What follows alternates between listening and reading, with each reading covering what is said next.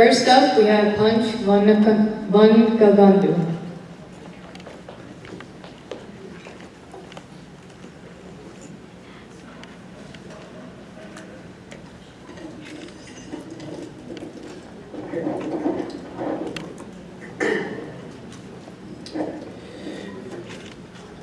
Educate and raise the masses, and thus alone a nation is possible.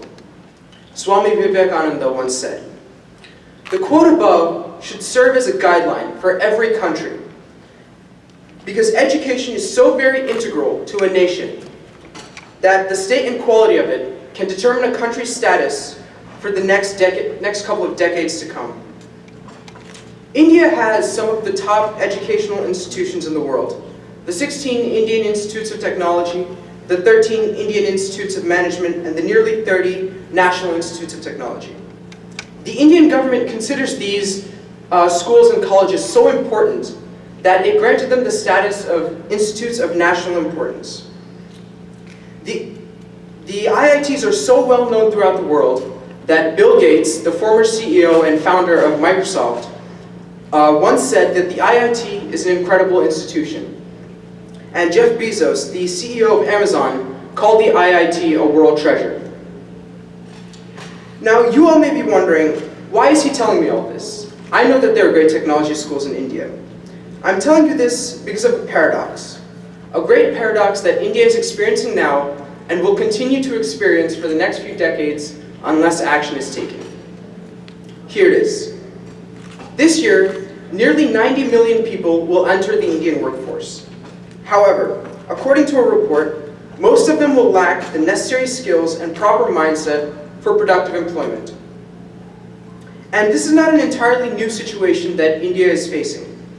Of India's nearly 1.3 billion population, 550 million people are under the age of 25. However, of those 550 million, only 11% of them are enrolled in tertiary educational colleges, such as engineering colleges or medical colleges. And this 11% is very poor when compared to the world average of 23%. This lack of higher education for a large fraction, nearly 90% of the 20-year-olds in India, is the root of a much more complex problem: income inequality. Yes, the failure of the Indian public education system is leading to a much bigger social issue, and income inequality itself has very serious ramifications. For example, there's a direct relation between inequality and poverty, a very big problem in India. In 2012, it was estimated that nearly 37% of Indians live below the poverty line. That's $1.25 per day, not per hour, but per day. In nations with high inequality, there are also low rates of social goods such as trust among strangers, women's status, and social mobility. So we can see that income inequality comes with a very large negative consequence and a lack of positive outcomes. How can we address this issue? Well, like I said earlier, one of the main causes of this income inequality is the lack of proper public secondary and tertiary educational institutions in India. Those that are going to private secondary schools and private colleges are doing very well, but those that go to government schools are not getting the proper skills necessary to be successful in the workforce. More specifically, skills like communication, leadership, public speaking, and management. In the real world, it's not enough to be an effective engineer that can build a machine or a surgeon that can do a successful transplant. It's also important to be able to communicate those thoughts clearly to another group or an individual. Schools and colleges in India need to incorporate these ideas into their curriculum to create not just the architects of the future, but also the leaders of tomorrow. It is imperative that the Indian government recognize this problem in particular, because fixing the public education system will significantly reduce income inequality and make the wealth of India accessible to all. This will in turn reduce social ills like poverty and increase social goods such as women's rights and even the number of patents issued. India truly is an exceptional country. We're the world's largest democracy. We have continued to astonish the world with our nonviolent protests for independence by our freedom fighters and our mathematical and scientific advancements. But if we want to keep amazing the world, we need to address this problem so we can one day create the India that Mahatma Gandhi and Nehru imagined. Thank you.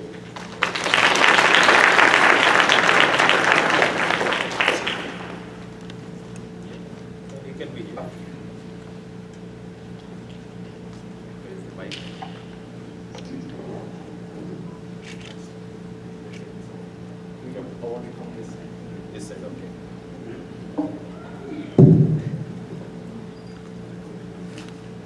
Yeah, thanks, Panch. Panch. Yeah, thank you very much for your presentation. And the basic points which you have touched upon regarding the income inequality, and you said education is the solution. One of the main solutions is education. And also we should see that the government improves the education and also imparts skills like communication, leadership, public speaking and management in the children. Because what we have, I have observed here is, I think up to the 12th standard we have all the government institutions only. I mean most of the children, because I visited 2-3 schools here, I found that first thing what I see in a school is the playground. If the playground is good in a school, the school is good. That is very, very clear, that is what. But going back to our place, now we have vertical education nowadays. The education has become vertical. I mean here I see everything horizontal. So that's why what Panch basically says is that we have to get back to the horizontal education. And education is the only solution. That's what is education again? I just referred to Albert Einstein again. What Einstein says, education is what remains after one has forgotten what one has learned in school. This is what is the definition of education by Einstein. So, I always see you should make a distinction between education and literacy. Literacy is somebody learning something and he able to read and write. But education is what this definition is the most appropriate. So if you, whatever is there, like what I was talking about, the quality of that small girl Sindhu, so she is educated. Even though a PhD man or maybe a big doctor, but he doesn't have concern for the nation or the neighbor, he is not educated, he is only literate. So that is what is the distinction we have to make between education and literacy. Next. Again, this is what is the Swami Vivekananda said. Education is the manifestation of perfection present already in the man. Divinity is the manifestation of the religion already in the man. He says, you have already the perfection. So it only manifests the perfection. That's what Vivekananda said. So the suggestions what Panch has given is that let us see that proper education is imparted and see that the inequality of income is reduced so that India also can create more opportunities to the people there so that they can come up and the nation also as a whole can come up. Yeah. Next. Again, I mean, I am just reading this Paramahamsa Swamiji. So he says, need for how to live schools. That's what he says. You have schools, but you need to have how to live schools. He says, in those schools, the art of living need to be taught. The art of living, how to live a life. That's what he says. And also balanced development of all human faculties. So my endeavor, I mean, I am making use of this platform also with the permission of Canara Foundation. Because what I have seen, because I have interacted with almost 7 lakh students in the states, both the states, Andhra Pradesh and Telangana. What I find, and I completely agree with Panch, that we need to have prepare a man or a student who has all the qualities. So for that, very soon I am planning to start an initiative.